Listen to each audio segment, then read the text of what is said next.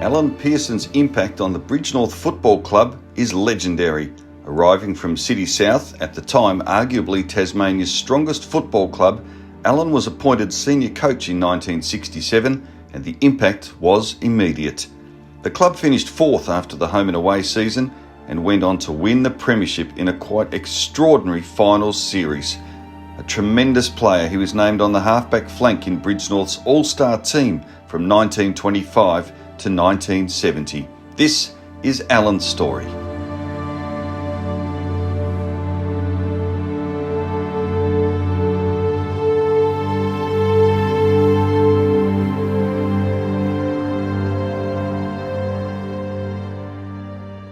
Well, we're here with Alan Pearson. We are in the club rooms of the Bridgenorth Football Club. 1967 premiership coach.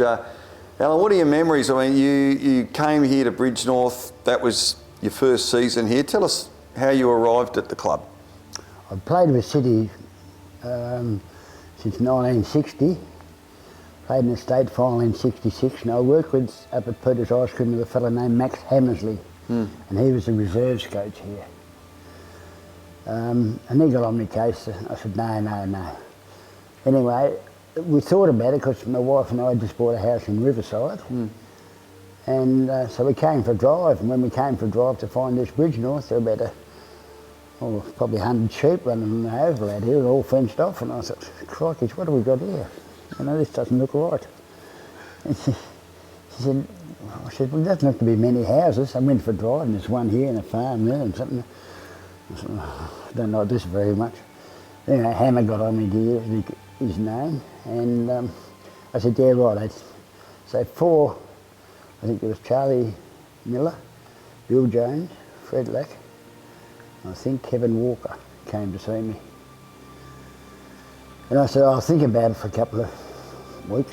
We'd like an answer. And I said, well, I'm not prepared to just yet, you know, because we hadn't long been married and I wanted to settle down. Yeah. Eventually I agreed to it, so I coached them to in 1967 I came down there, yeah. How did it feel sort of coming, obviously for those, a lot of younger people watching, probably never heard of City South, but a famous and very successful football club before eventually joining forces with East Launceston and becoming South Launceston eventually. But what was it like coming from a club like that, a famous and successful club and arguably one of the strongest clubs in Tasmania, to coming to play for a football club like Bridgenorth, which, as we know, there's no township here. No. What was that like for you? Was it a big adjustment? It was pretty strange actually, because I think the first night 15 turned up to train, which I wasn't used to.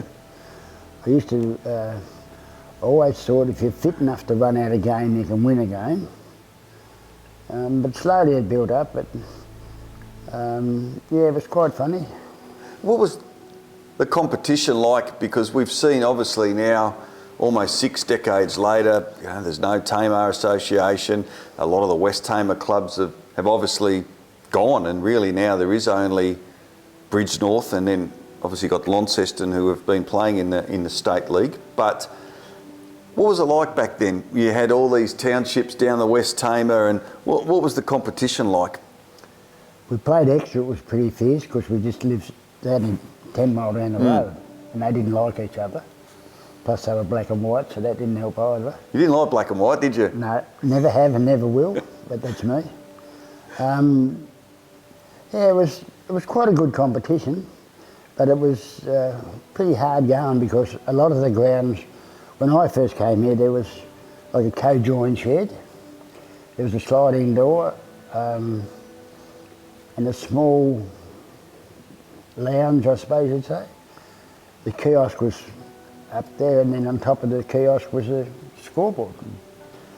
But they were a wonderful committee and wonderful people, so it wasn't hard to be attracted to think you're in the right place. Yeah. Was a successful year obviously for the club and going on to win the premiership, but the lead into it, it's been described as the strangest semi-final in football. Tell us about that semi-final, because it was a bizarre set of circumstances that transpired over the course of that day. Yes, it certainly was. There was a tribunal meeting on Tuesday. It had been pouring with rain. There was a tribunal meeting on Tuesday, and they used to have the tribunal meeting at the Exeter pub. Right. So I looked across the ground, or Roseviers went over to the ground, and it was underwater. So they went to the tribunal meeting after the tribunal had finished and said, we should change the ground to Beaconsfield because it's underwater. So they agreed, and the West Ham Association agreed. Well, we turned up at Exeter ground on the Saturday, and they said, there's no game on. And I said, well, why? Then the policeman, a fellow named Hedley Butler, was there, cop at Exeter, and he said, you've got to go to Beaconsfield. And I said, well, it's not a matter of law. I said, it's got to be that the West Ham Association have got rules, and it wasn't made by the West Ham Association, it was made by the tribunal. So it turned out that we went to Exeter and we trained on the ground because we had no intention of playing at Beaconsfield. Beaconsfield went on the, Roseviers went onto the ground, the umpire held up the ball and started the game, and apparently they kicked a goal or something. But if you look at the rules of football, you've got to have the consent of both captains to start a game of football. So that ruled that ineligible. So you've played on one ground, they played on another ground? We trained on one, and they officially, unofficially, or whichever way you want to put it, went to Beaconsfield and trained the game because the umpires turned up down there. So it wasn't hilarious. So while we're there, Roseviers came back from Beaconsfield and watched us train and poked fun over the fence. So that, you'd never prod the bear. And the next week we lined up. And the rest is history. For them, they thought they'd won the premiership, so before the game they had my father was alive then, and he said, have a look through that window, and Exeter ground club rooms had white painted and that had been scratched off in a couple of places. Here they were with the 67 premiership football on their lap. So I told all the players to have a look at that, then away we went. That's all the ammunition the group need. Sweet revenge. Incredible. So, because you finished fourth that year too, didn't you, leading into it? So, I guess probably, the lack of respect obviously in the carrying on that happened then, but to finish fourth on the ladder and come away with a premiership in your first year with the club was a mighty effort. It was a real good effort, really, because we didn't have, I've always said that the champion team will be the team of champions. And I had a fellow named Ted Beams, he played on the half back flank, and I said, and we played Beauty Point the week after, sorry. And I said to him, just stand with your hands on his hips and make sure he doesn't, wherever he is, he's behind your elbow. And, Splain didn't kick many goals, or might have kicked one, but those sort of things, they resonated. We were a closely bonded team, yeah. The grand final was against Beaconsfield. Yep. 8 points was the win. Yep. Tell us about that day, because they had 25 scoring shots, you only had 13. Yeah, it was a fairly windy game. The wind was up going towards the Launceston end of Beaconsfield, but every kick that they had was right under pressure. They never got really an easy shot at goal.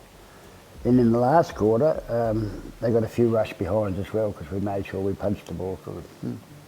Then we had to go out on the river side of the ground because it was too strong up the other side. Yeah. We know how clubs celebrate now. We have Mad Monday and we have this and we have that. How did Bridgenorth Football Club celebrate that premiership almost 60 years ago? You could say the place here was full. They were pretty good drinkers. I think at 1:30 in the morning we left here, my wife and I, we went home, and then quarter to 3 the car horn blurted in our drive and they started to sing the Bridgenorth theme song, and I said to my wife, don't get out, but they made that much racket. I thought, oh, the cops will come. So went out, and I think they left about 5:15 at a dear old neighbour, and he said, I didn't mind the first lot coming, Pearson, but the second lot, he said, they were a noisy lot, but I didn't have the heart to tell him it was the first lot going home. Yeah. And I could just see, with the smile on your face and the memories that come flooding back, must have really enjoyed that year and I guess justifying the the interest from Bridgenorth, but your decision together with your wife to join Bridgenorth in that period? Yeah, they're a wonderful family club. They made us welcome from day one, and even to this day I'm still welcome. If there's a function on, they'll always ring me and see if I'm well enough to come up to it. But they're a wonderful family club, and they deserve every bit of success they have. But they've really soldiered on, and the family history of those that were on the committee when I came here, a lot of them are still on the committee. Sorry, their descendants are still on the committee today.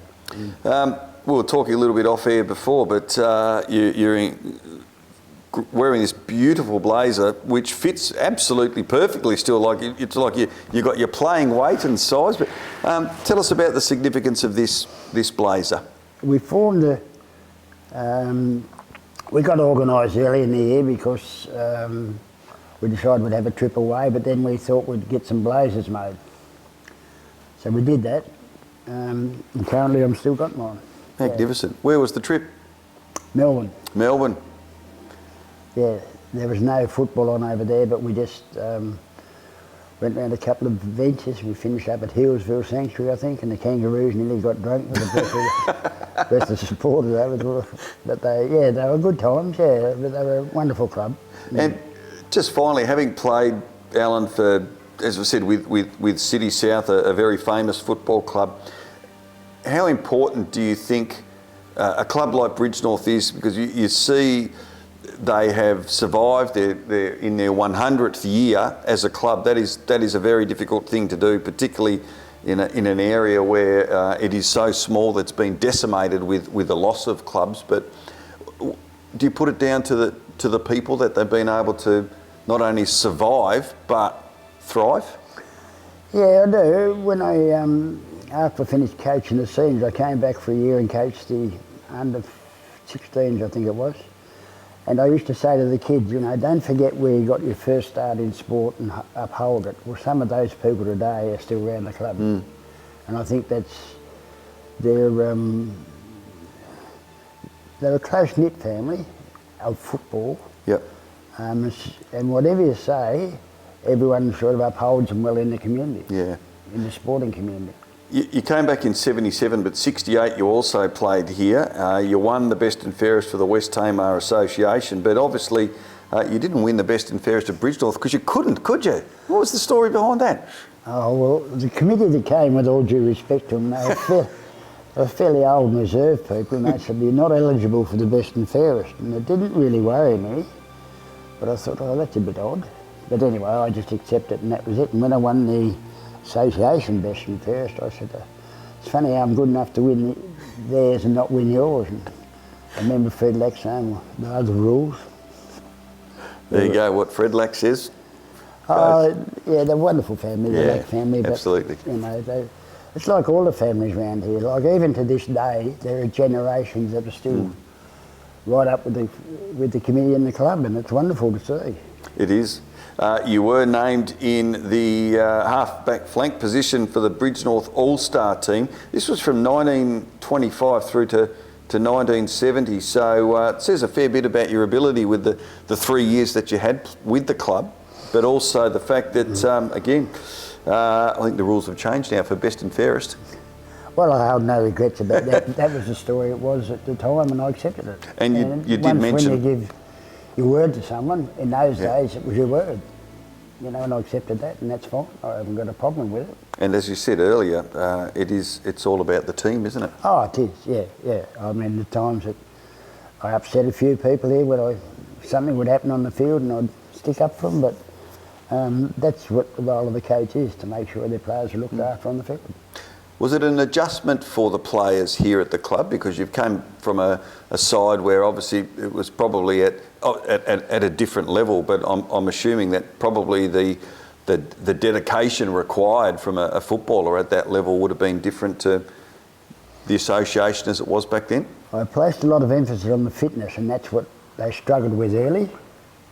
Later on they could see what benefits there was in it, but it took a crowbar and a fair bit of wire to pull them across to get to the fitness side of it, because they were a fairly social club. I won't say, social probably would be it, but yeah, there were some funny things happened here, yeah.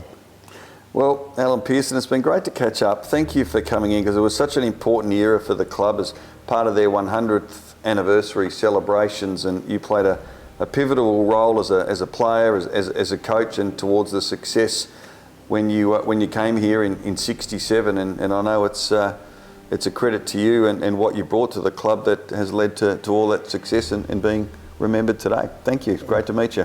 It's been an absolute pleasure to be associated with this club, and thank you. Thank you. Got it.